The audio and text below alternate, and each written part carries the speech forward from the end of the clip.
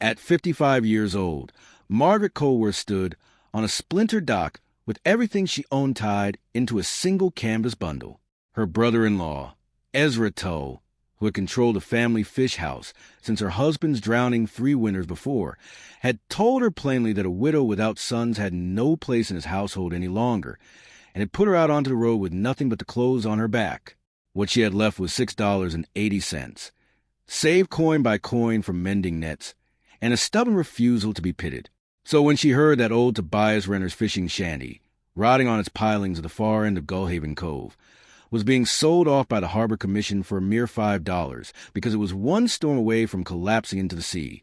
she paid it without hesitation. The whole cove laughed at her. They said she'd bought herself a coffin with a view. They didn't know that beneath the warped bench seat where old Tobias used to mend his lines, something had been hidden away for 20 years, something that would stun the entire town and set right a debt that had never been paid. Settle in, and let us tell you the story of Margaret Colworth. If you've ever been told you were worth nothing by someone who should have protected you, tell us in the comments where you're watching from tonight. Margaret had been born Margaret Feeney in 1836 in a fishing village on a Maine coast so small and so weathered by salt wind that most maps simply marked it with a dot and left it unnamed, though the people who lived there called it Gullhaven, for the cove where the gulls wheeled and screamed every dawn when the boats went out. Her father, Cormac Feeney, had been a boat builder, not a fisherman, though he understood the sea as intimately as any man who spent his days upon it, because he built the vessels that carried other men's lives across its moods. From her earliest memory, Margaret had spent her days in her father's workshop, a low-ceilinged bar near the shore that smelled always of pitch and cedar shavings, watching him steam bend ribs of oak into the shapes that would become hulls, learning a particular language with the way other girls learn needlework. Cormac Feeney was a patient teacher, and he treated his daughter's curiosity not as an oddity to be tolerated, but as a genuine gift to be cultivated. And by the time Margaret was 12 years old, she could identify, by touch alone in the dark, whether a plank would have been properly cured or whether it would warp and split within a season. Her mother, Bridget, had died when Margaret was only 9, leaving her the eldest of 3 children and,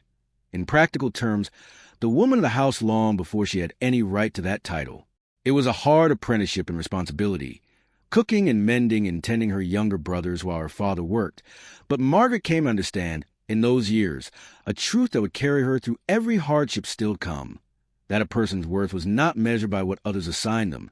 but by what they made themselves capable of doing when no one else could. She learned to salt and smoke fish so it would keep through the winter. She learned to caulk a boat's seams with the same careful patience her father brought to his larger work. And she learned, above all, to notice things, the way a plank sounded when tapped, the way a hinge sat crooked when a door had been forced, the way silence in a room sometimes spoke louder than any word spoken in it. She married at 22, in 1858, to a quiet, broad-shouldered fisherman named Silas Colworth, a man whose family had worked the Gullhaven waters for 3 generations and who courted her with the same steady patience he brought to hauling his lines, never rushing, never demanding, simply present,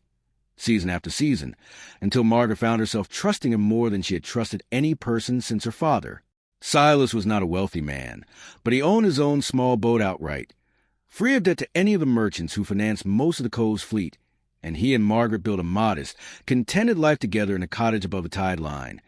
a life of early mornings and salt-cracked hands and particular music of water slapping against pilings that Margaret had known since childhood and had come, over the years, to love as she loved few other sounds in the world. It was Prudence who first mentioned that the Harbor Commission was auctioning off old Tobias Renner's shanty, because Tobias himself had died the previous winter, alone as he had lived, with no known family to claim his property, and the shanty, built out on pilings at the farthest, most exposed end of the cove where the tide ran hardest and the winter storm struck first, had been condemned as unsafe and was being sold for whatever it might fetch, the proceeds to go toward the commission's general fund, since no heir had come forward. Nobody wanted it. Its pilings were rotted below the waterline. Its roof sagged dangerously, and the Harbor Commission's own assessor had noted that it was likely to collapse into the cove within another 2 or 3 winters regardless of who owned it. But Margaret, walking down to look at it on a gray morning with the wind cutting sharp off the water, found herself doing what she had always done since childhood in her father's workshop. She looked past the obvious ruin and began reading the structured way her father had taught her to read wood. And what she saw was a shanty built by a man who, whatever else was said of him, had clearly understood construction, its main framing timbers thick and well-joined even after 2 decades of neglect. Its worst damage confined to the exterior pilings and roof rather than the bones of the structure itself. She bid $5 at the small auction held on the commission dock, and no one bid against her, because no one else believed the shanty worth even that much. And Ezra Tull himself, who happened to be present settling accounts with the Harbor Commission over an unrelated matter, laughed loud enough that half the dock heard him, and remarked to the commission clerk that his brother's widow had apparently decided to drown herself more conveniently than the tide would manage on its own. Margaret said nothing, took her receipt of sale, and walked the length of the cove to stand before her new, ruined property with $1.80 remaining to her name. She spent her first days simply observing the shanty before she dared do any real work upon it, walking its perimeter at low tide to examine the pilings, climbing carefully onto the sagging porch to test which boards would bear weight, and was on her 3rd day of this careful survey, working her way through the single main room where Tobias had evidently lived and worked and mended his lines for 20 years, that she came upon the built-in bench seat running along the room's north wall. A simple wooden bench with a hinged lid, the kind every fisherman's shanty had, meant for storing coiled rope and spare hooks and the accumulated small necessities of the trade. The bench itself seemed unremarkable, its lid warped from years of damp, but when Margaret lifted it to see what Tobias might have left behind, she found the storage space beneath oddly shallow, no more than 8 inches deep, when the bench's exterior dimensions suggested it should have held nearly twice that depth. Her father's training rose in her unbidden, the old instinct for reading what a structure was trying to tell her, and she found herself pressing her palm flat against the bottom board of that shallow compartment, feeling for the give that would tell her whether it was a true floor or a false one laid above some hidden space. It gave, just slightly, under pressure in a way solid would never would, and Margaret Colworth, 55 years old, alone in a condemned shanty the whole cove had laughed at her for buying, felt her heart begin to race in a way it had not in years. They had no children who lived past infancy, a grief Margaret carried privately and did not often speak of, even to Silas, though she suspected he carried it just as heavily in his own quiet way. What they had instead, in a manner that surprised even Margaret in its depth, was the cove itself,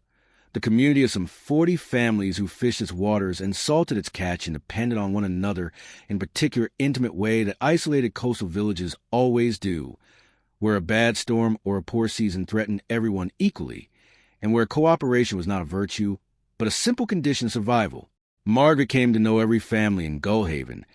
came to be trusted as a woman who could set a broken finger or deliver a breech calf or tell, from the color of the sky at dusk, whether the boat should stay in harbor the next morning. And this trust, this deep-rootedness in a place and its people, became the quiet center of her identity in a way that no single relationship, not even her marriage, ever fully replaced. It was in these years, too, that Margaret first came to know old Tobias Renner, a solitary, taciturn fisherman some 20 years her senior, who kept to himself at the far end of the cove in a weathered shanty built out over the water on pilings,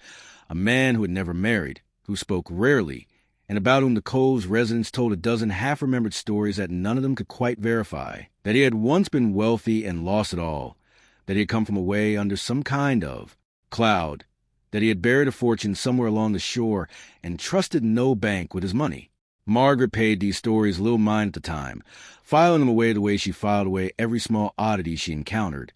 without particular urgency, the way a person notices a loose thread, without yet understanding it will one day unravel an entire garment. Silas and Margaret's marriage endured 26 years, through storms that took other men's boats and twice, other men's lives, through lean winters and generous summers, until 1884, when Silas's boat failed to return for what should have been a routine morning run, and was found 3 days later, capsized and empty, some 6 miles offshore, with no trace of Silas himself ever recovered. Margaret grieved in particular suspended way of a woman who has no body to bury, no final moment to hold on to, only the terrible arithmetic of a boat that left with one man aboard and returned with none. Silas had owned his boat and cottage outright, free of any debt, and by rights and by the custom of the cove, both should have passed to Margaret without dispute. But Silas's younger brother, Ezra, told. For Ezra was in fact her husband's half-brother through their mother's second marriage, and had always resented what he perceived as Silas's greater share of their mother's affection, arrived within the month with a lawyer from Portland and a set of papers claiming that Silas had, in his final years, taken out debts against the boat and cottage to finance a partnership in Ezra's growing fish-packing operation. Debts that Ezra now claimed came due upon Silas's death, and that only he, Ezra, had the funds to satisfy in exchange for taking the property itself. Margaret suspected, without being able to prove it, that the debts were fabricated or at minimum grossly inflated, because Silas had never once mentioned any partnership with his brother, whom he had always regarded with a wary distance rather than the warmth of a business partner. But she had no papers of her own to counter Ezra's, no lawyer to hire, and a county judge who found the documentation, however dubious, sufficient to rule in Ezra's favor. Margaret lost the cottage and the boat within a year of Silas's death, and Ezra, in what Margaret would later understand as a calculated cruelty, rather than mere indifference, allowed her to remain in a small storage room above his fish-packing house in exchange for her labor mending nets and gutting fish, an arrangement that lasted 3 grinding years, until Ezra's own fortunes grew enough that he decided he no longer needed a widowed sister-in-law's charity, labor cluttering his household, and told her, on a cold morning in the spring of 1891, that she would need to find other lodging by the week's end. Margaret left Ezra Toll's fish house with $6.80 that she had managed to save, coin by coin, from small mending jobs she had done for other Cove families on her rare hours. Ezra did not claim her labor entirely for himself, and a canvas bundle containing what remained of her possessions, a spare dress, her mother's rosary, and her father's old marking gauge, a simple wooden tool for scoring measurements into lumber that she had kept as her only memento of the workshop where she had learned everything that mattered. She took a small room, more accurately a converted shed, behind the home of a kind widow named Prudence Ackley, who charged her almost nothing and asked almost nothing in return beyond occasional help with her own considerable brood of grandchildren, and there Margaret sat for 2 weeks in particular gray arithmetic of grief and calculation, trying to determine what a woman of 55, alone with less than $7, could possibly do to build any kind of life at all. It took her the better part of 2 days, working with her father's old marking gauge and a borrowed pry bar from Prudence Ackley's late husband's shed, prying carefully at the edges of that false bottom, without splitting the old, brittle wood, before the board finally lifted free, and beneath it she found a compartment perhaps 18 inches deep, lined with tarred canvas to keep out damp, containing a heavy iron strong box and, wrapped separately in oiled leather, a thick bundle of papers and a small drawstring pouch that, when she loosened its cord with trembling fingers, proved to contain not coin, as she had half expected, but a collection of surveyor's tools in miniature and a folded chart of the cove's waters marked with a series of small ink crosses whose meaning she could not immediately discern. The papers, when she spread them carefully by lamplight that evening, told a story that reshaped everything Margaret thought she understood about the taciturn old man whose ruined property she now owned, Tobias Renner. It emerged from a series of letters, ledgers, and one lengthy personal account written in his own careful hand, had not always been a solitary fisherman of modest means. He had been, decades before, a partner in a small but genuinely prosperous coastal trading concern based in Portland, a business he had built alongside a younger partner named Aldous Farrow, and the two men had, by Tobias's own account, prospered together for nearly a decade in the 1850s, running a modest fleet of coastal schooners, carrying goods between the fishing villages of the Maine coast and the larger markets to the south. But in 1859, Aldous Farrow had orchestrated what Tobias's papers described, in language still raw with bitterness even decades later, as a deliberate and total fraud, forging Tobias's signature on a series of loan documents that stripped the partnership of its assets, transferring the fleet and its accumulated capital into accounts Farrow alone controlled, and leaving Tobias, when the scheme finally came to light, not only penniless but formally blamed for fraud himself, since the forged signatures bore his name, and Farrow had covered his own tracks with a thoroughness Tobias had never anticipated from a man he'd trusted as a friend. Tobias had fled Portland rather than face prosecution for a crime he had not committed,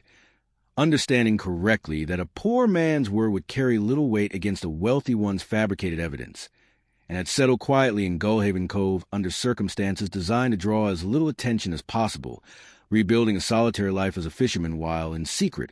over the following 2 decades, he had painstakingly gathered evidence of Pharaoh's fraud, corresponding under an assumed identity with clerks and former associates in Portland, purchasing testimony and documentation piece by piece with what little money he could spare in the patient, methodical hope of one day clearing his name and reclaiming some portion of what had been stolen from him. The strong box, when Margaret finally forced its rusted lock, contained not treasure in any conventional sense, but something Tobias himself had clearly considered more valuable, a complete, meticulously assembled dossier proving Aldous Pharaoh's fraud beyond any reasonable doubt, including an original ledger page in Pharaoh's own hand that contradicted his later sworn testimony, several corroborating letters from former Pharaoh employees,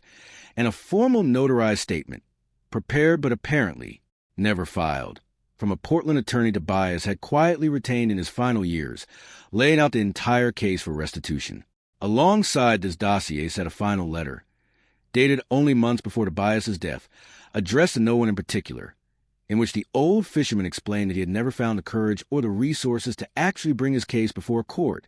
that he had grown old and tired and had come to doubt whether justice, so long deferred, could still mean anything, but that he had preserved the evidence nonetheless, hidden beneath his own bench seat where he sat each evening mending his lines, in the hope that someday, somehow, if the truth could not restore his own reputation,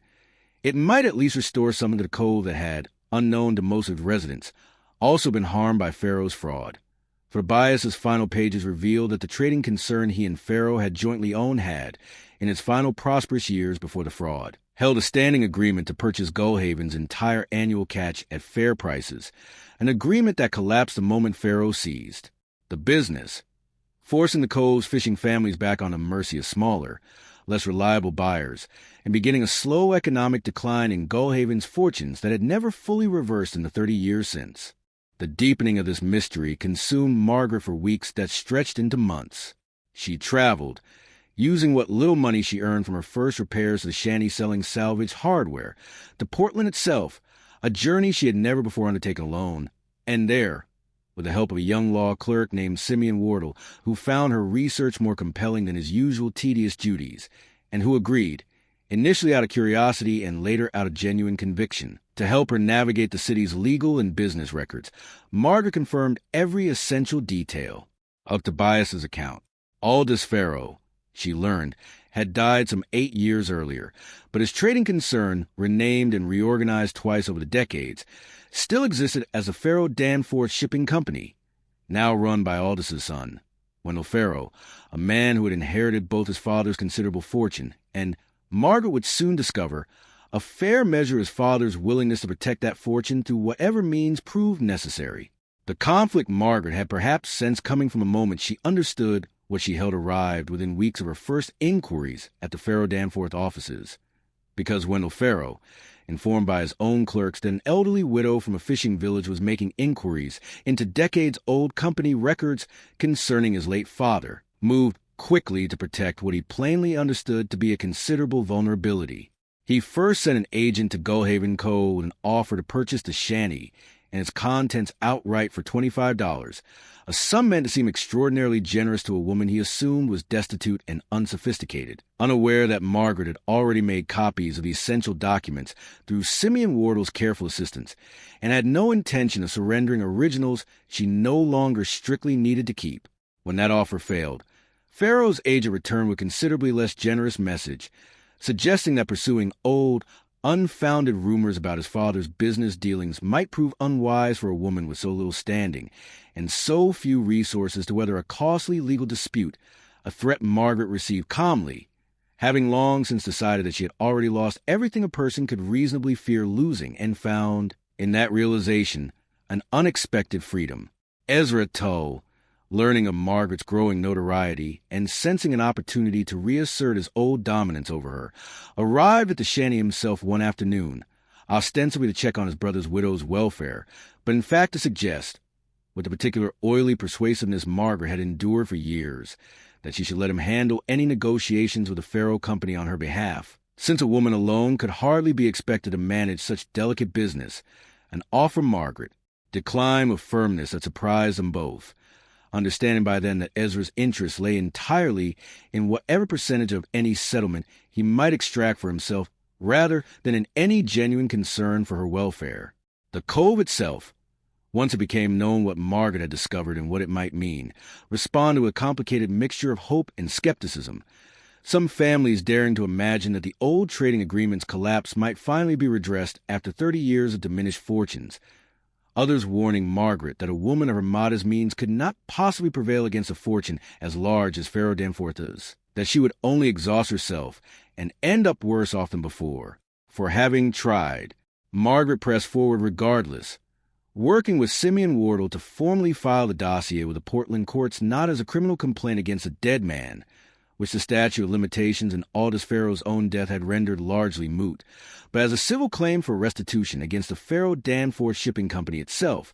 arguing that the company, as a direct beneficiary of fraud committed in its founding, owed compensation both to the buyer's renter's estate, of which Margaret was the only party who had come forward to claim it through her lawful purchase of his property and its contents, and to the broader community of Gullhaven Cove, whose economic decline could be traced with unusual clarity to the specific, documented collapse of the purchasing agreement Pharaoh's fraud had destroyed. The case drew the attention of a Portland newspaper reporter named Clemency Boyd, a sharp, thorough young woman herself somewhat unusual in her profession, who found in Margaret's story precisely the kind of compelling human narrative her editors favored, and whose published account of the affair, running over several weeks, brought a public scrutiny to Wendell Pharaoh's affairs that he had clearly never anticipated and could not simply threaten or bribe away. Faced with mounting public attention, a legally sound dossier of evidence he could not credibly dispute, and a growing likelihood that a Portland jury, moved by sympathy for both an elderly widow and an entire struggling fishing village, would find substantially against his company if the matter proceeded to trial, Wendell Pharaoh's resistance finally broke, and he agreed, through his own attorneys, to a negotiated settlement rather than risk the full public airing of his father's fraud that a trial would guarantee. Margaret Colworth did not seek to enrich herself disproportionately from the settlement that followed, and this restraint, more than anything else, was what finally silenced the Cove's skeptics and turned the mockery she had endured into something closer to reverence. The settlement, structured with Simeon Wardle's careful guidance, provided a modest but genuine sum to Margaret herself as Tobias Renner's rightful heir by virtue of her lawful purchase and her diligent work in bringing his case to light. But the larger portion, a substantial fund representing 30 years of calculated damages to Gullhaven's fishing economy, was established as a cooperative purchasing trust of the Cove itself, guaranteeing the fishing families a fair, stable market for their catch administered by the fishermen's own elected representatives rather than any single merchant's discretion, precisely the security the original agreement had once provided before Pharaoh's fraud destroyed it. Ezra Tull, who had spent years profiting from the Cove's diminished fortunes by buying catch at the depressed prices that scarcity of buyers allowed and reselling a considerable markup to more distant markets, found his own advantageous position abruptly and permanently erased by the new cooperative trust. And though he faced no formal charge for his earlier treatment of Margaret, since the debts he had claimed against Silas's estate, however dubious, had never been formally challenged in time. To reverse the original judgment, he lived out his remaining years watching his sister-in-law, whom he had once turned out with barely a backward glance, become the most respected and consulted figure in the entire Cove, a diminishment far more complete than any court could have ordered. And so we return to where we began, to a woman of 55 standing on a splintered dock with $6.80 and a stubborn refusal to be pitted, cast out by a man who had mistaken cruelty for strength, mocked for buying a rotting shanty that the whole Cove considered a coffin with a view. What Margaret Colworth understood, and what her story asks us to remember, is that value is not always visible at first glance, that the things we discard as ruin sometimes hold within them not treasure in the ordinary sense, but something better, the patient, unfinished work of someone who came before us, waiting only for a person willing to look closely enough to notice a board that sits just slightly wrong beneath careful hands. She did not set out to become Gullhaven's benefactor or its quiet historian. She set out only to survive with her dignity intact, using the same careful attention her father had taught her in a boat-building workshop decades before, in a life that had seemed, for so long, entirely behind her. But in refusing to dismiss a shallow compartment beneath an old bench seat, she restored to a solitary, wrong man the vindication he had spent his final years too weary to pursue himself, and she restored to an entire fishing village a measure of security it had quietly lost without ever fully understanding why. The Shanty still stands today at the far end of Gullhaven Cove, repaired now and sound upon new pilings, and those who pass it are told that it once seemed the most worthless property in the whole village, and that the widow who bought it for $5 understood, better than anyone who laughed at her, exactly what she was buying. Thank you for spending this time with us and with Margaret's story. If it moved you, we would be so grateful if you would share it with someone who needs reminding that dignity and patience can outlast even the harshest mockery, and that value overlooked is not value lost. We would love to hear from you in the comments. What is a time in your own life where you found real worth in something everyone else had written off? We read every one of your reflections, and they mean more to us than you know. Until next time, stay close.